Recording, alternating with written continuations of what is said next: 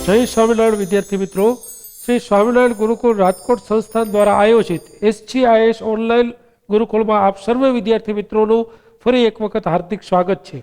विद्यार्थी मित्रों, आप सर्वे जाणो छो कि धोरण 11 में आखो एकम नंबर 3 जे कुल 3 चैप्टर नो बनेलो छे। Actually chapter number 8, chapter number 9 और चैप्टर नंबर 10 आ त्रणेय चैप्टर पैकी આપણે જે 8મા નંબરનું પ્રકરણ છે જેનું નામ હતું કોષ જીવનનો એકમ, આ પ્રકરણ આપણે પૂરું કરી ચૂક્યા છીએ। 9મા નંબરનું ચેપ્ટર છે જેનું નામ છે જૈવિક અણુ, જે આના પછી આપણે લેવાના છીએ। તો આજે આપણે એક સરસ મજાનું આ જ એકમનું કોષ વિદ્યા એટલે કે સેલ બાયોલોજીનું જ ચેપ્ટર 9 શરૂ કરવા તરફ આગળ વધી રહ્યા છીએ। એ છે પ્રકરણ નંબર 10। प्रकरण नंबर 10 છે જેનું નામ છે વિદ્યાર્થી મિત્રો કોષ ચક્ર અને કોષ વિભાજન। કોષ ચક્ર અને કોષ વિભાજન।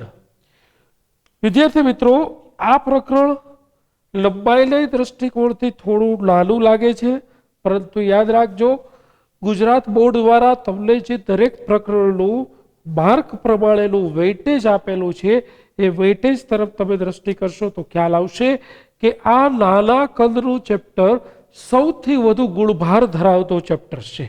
એટલા માટે કે આ પ્રકરણની મહત્વતા પણ ખૂબ જ છે। વિદ્યાર્થી મિત્રો, આ પ્રકરણ માત્ર 11મા ધોરણ માટે જ નહીં, પરંતુ 12મા ધોરણ પછી આવતી જે સ્પર્ધાત્મક પરીક્ષાઓ છે જેવી કે નીટ છે કે પછી આગળના અભ્યાસક્રમો છે તેના માટે આ પ્રકરણનું જ્ઞાન સૌથી પાયાના જ્ઞાન તરીકે ખૂબ જ ઉપયોગી નીવડે છે। માટે આ પ્રકરણની શરૂઆત કરતા પહેલા જ દરેક વિદ્યાર્થીઓને એક ટકોર કરવામાં આવે છે કે આ પ્રકરણના દરેક કોન્સેપ્ટને બરાબર સમજી અને ભણવાનું છે। એક પણ લાઈનને એક પણ કોન્સેપ્ટને ગોખવાની બિલકુલ જરૂર નથી। તમે જ્યારે આ પ્રકરણને ખૂબ જ રીતે સારી રીતે સમજીને ભણશો ત્યારે તમને ખબર પડશે કે આ પ્રકરણ સૌથી રસપ્રદ પ્રકરણ છે। તો ચાલો મિત્રો, આપણે કોષ ચક્ર અને કોષ વિભાજન વિશે ભણવાનું શરૂ કરીએ। સૌથી પ્રથમ વસ્તુ તો એ છે મિત્રો કે કોઈ પણ સજીવ છે પછી એમાં બહુકોષીય સજીવ પણ આવી જાય છે। તે ગમે તેટલા મોટા કદનો હોય, એમાં હાથી છે, ડાયનાસોર છે, ગેંડા છે કે કોઈ પણ મોટા, જેમ કે મનુષ્ય છે, પુખ્ત વયનો મનુષ્ય 10ની વાતે 14 ઘાત કોષોનું બનેલું શરીર ધરાવે છે। તો ગમે તેટલા મોટા કદનો હોવા છતાં પણ આ સજીવના જીવનની શરૂઆત માત્ર એક જ કોષથી થાય છે।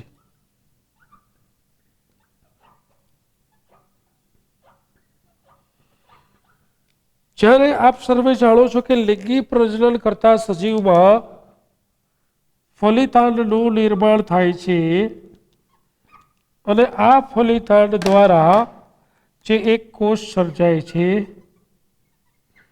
આ એક કોષનું વારંવાર સમભાજન થાય છે।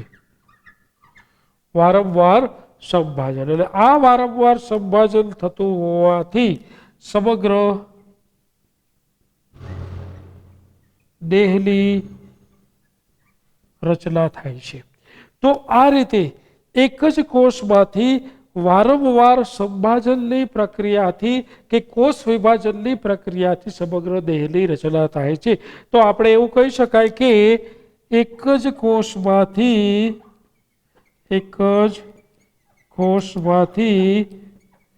સમગ્ર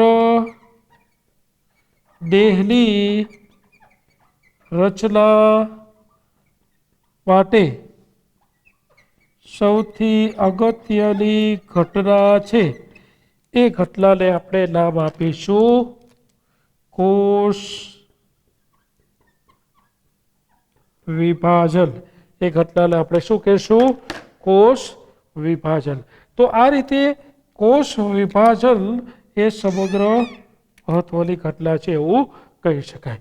હવે આપણે પહેલા એ સમજવાનો પ્રયત્ન કરીએ કે આ કોષ વિભાજન કે કોષ ચક્ર છે શું. તો વિદ્યાર્થી મિત્રો, એવું આપણે વિચારીએ કે આ એક કોષ છે, પછી એ એક કોષીય હોય કે બહુ કોષીય હોય, કે શું કોષ કેન્દ્રીય કે આદિ કોષ કેન્દ્રીય પછીની વાત, પણ આ એક કોષ છે. હવે જ્યારે આ કોષ છે એનું કોષ વિભાજન થતા આ એક કોષમાંથી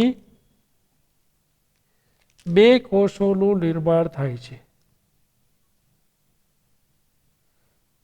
અહીં જોઈ શકો છો, આ બે કોષોનું નિર્માણ થાય છે. હવે જ્યારે આ એક કોષમાંથી બે કોષનું જ્યારે નિર્માણ થાય છે ત્યારે આ જે કોષ છે આ કોષને આપણે નામ આપીશું પિતૃકોષ, અથવા તેને માતૃકોષ પણ કહી શકીએ. અને અહીં આ જે છે એને આપણે નામ આપીશું બાળકોષ. તો જ્યારે કોઈ પણ પિતૃકોષમાંથી બાળકોષોનું નિર્માણ થાય ત્યારે એ જે ઘટના ઘટે છે તેને આપણે કહીશું કોષ વિભાજન. તો કોષ વિભાજન દરમિયાન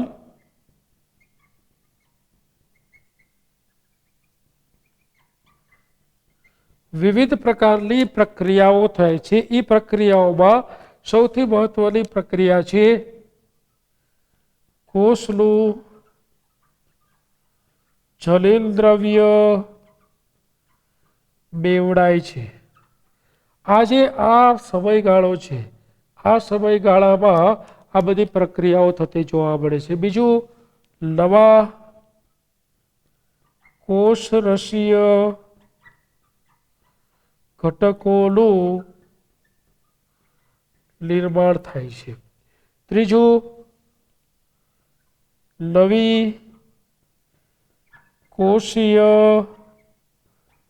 અંગિકાઓનું નિર્માણ થાય છે. અને આ બધા જ ઘટકો એ કોષ વિભાજન માટેની પૂર્વ તૈયારી પણ કહી શકાય, અથવા કોષ વિભાજનની પ્રક્રિયાનો જ એક ભાગ કહી શકાય. એટલે આ બધા નવા ઘટકોનું સંશ્લેષણ થવું, તેને સંયુક્ત રીતે કહી શકાય કે સજીવના અથવા તો કોષના જીવભારમાં વધારો થવો.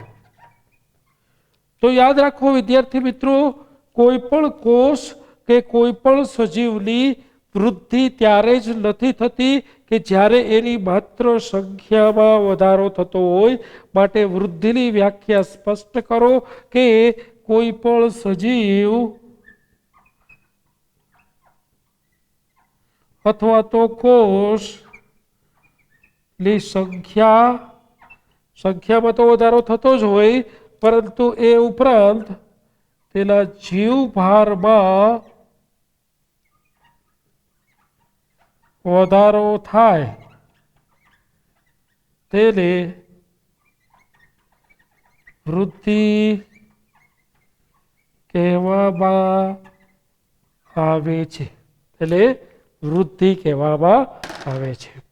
તો વૃદ્ધિની વ્યાખ્યામાં માત્ર સંખ્યામાં જ વધારો થવો તેટલા પૂરતી વાત સીમિત નથી. નવા ઉત્સેચકો છે, નવા પ્રોટીન છે, નવું ડીએનએ છે, નવું કોષરસ છે, નવા કોષીય અંગિકાઓ છે, કોષ દિવાલના ઘટકો છે, કોષરસ પટલના ઘટકો છે, કોષ કેન્દ્ર પટલના ઘટકો છે, કોષ કેન્દ્રિકા છે, વગેરે જેવી અસંખ્ય અણુઓ છે તેનું નિર્માણ થવાની ઘટનાને પણ કોષીય વૃદ્ધિ કહી શકાય. તો આ જે સમયગાળો છે જ્યારે એક પિતૃકોષ તેના બે બાળકોષમાં વિભાજન પામે છે, તો આ સમયગાળા દરમિયાન આ બધી પ્રક્રિયાઓ છે તે થતી જોવા મળે છે.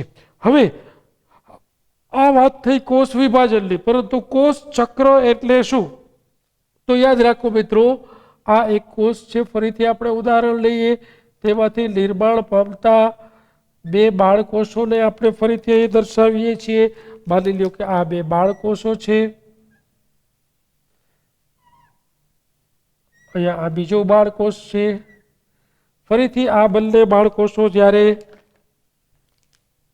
કોષ વિભાજનની પ્રક્રિયામાં જોડાશે ત્યારે આ એક બાળકોષ, આ બીજો બાળકોષ, ફરીથી આ એક બાળકોષ, આ પણ બાળકોષ.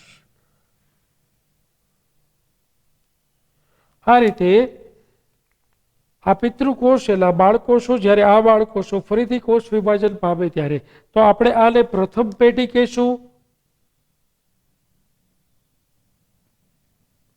આ છે એને આપણે કહીશું બીજી પેઢી.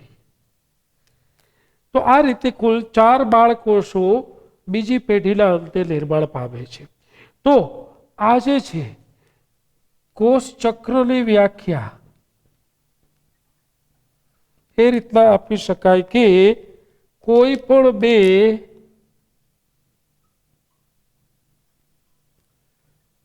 સતત અને સફળ કોષ વિભાજન વચ્ચેના સમયગાળાને કે એ સમયગાળા દરમિયાન ચાલતી પ્રક્રિયાને કોષ ચક્ર કહે છે. એટલે કે આ સમયગાળાને અથવા તો આને તમે પેઢી કરો તો અહીંથી આ સમયગાળાને શું કહેવામાં આવે છે? કોષ ચક્ર કહે છે. યાદ રાખો વિદ્યાર્થી મિત્રો, પ્રત્યેક સજીવના અથવા તો પ્રત્યેક કોષનું બંધારણ અલગ હોવાથી પ્રત્યેક કોષમાં જલિન દ્રવ્યનું પ્રમાણ અલગ હોય, કોષનું બંધારણ અલગ હોય, આ બધા પરિબળો અલગ હોવાથી કોષ ચક્ર સમય અલગ અલગ સ્વરૂપે જોવા મળે છે અથવા તો અલગ હોય છે. અને આ કોષ ચક્ર દરમિયાન ચાલતી ઘટનાઓને વિવિધ તબક્કાઓમાં વિભાજિત કરવામાં આવે છે. વિવિધ તબક્કાઓમાં વિભાજિત કરવામાં આવે છે. તો આપણે કોષ ચક્રના તબક્કાઓની વાત કરીએ તો ખ્યાલ આવે વિદ્યાર્થી મિત્રો કે હમણાં જ અહીંયા કહ્યું એ રીતના પ્રત્યેક સજીવનું બંધારણ અલગ છે. એ સજીવમાં કોષ રસનો દળ અલગ છે, જનીનિક બંધારણ અલગ હોવાથી જનીનનો જથ્થો અલગ છે, ડીએનએનો જથ્થો અલગ છે. માટે કોષ ચક્રનો સમય દરેક સજીવમાં અલગ અલગ હોય છે. જેમ કે ઉદાહરણ તરીકે જોઈએ તો વિદ્યાર્થી મિત્રો, મનુષ્યના કોષની વાત કરીએ તો મનુષ્યના કોષનો સરેરાશ સમયગાળો, કોષ ચક્ર માટેનો સરેરાશ સમય 24 કલાક છે.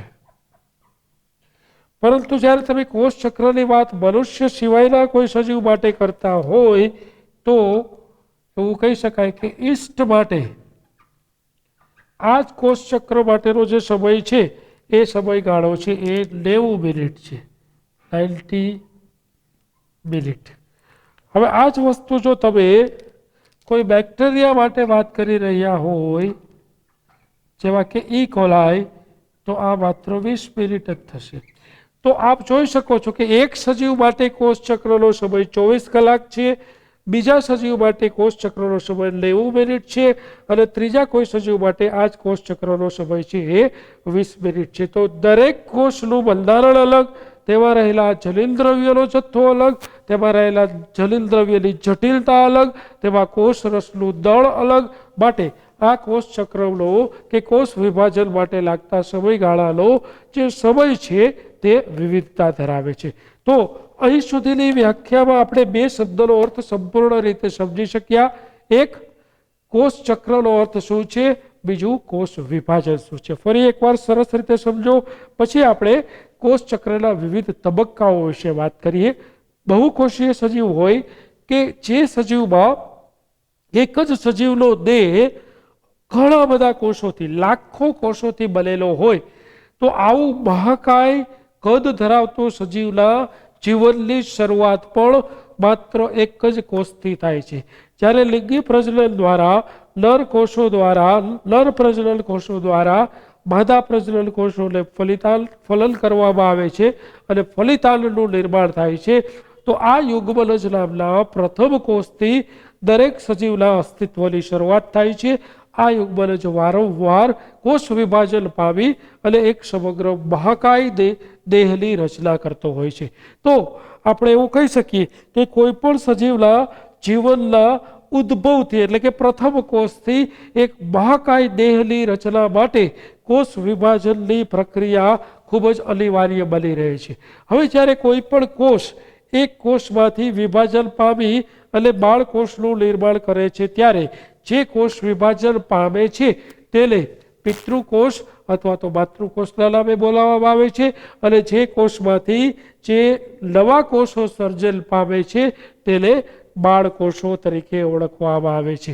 તો આ એક પિતૃકોષમાંથી બે બાળકોષો નિર્માણ પામવા માટે જે સમય લે છે એ સમયમાં ચાલતી ઘટનાઓ છે એ કંઈક આવા પ્રકારની હોય છે.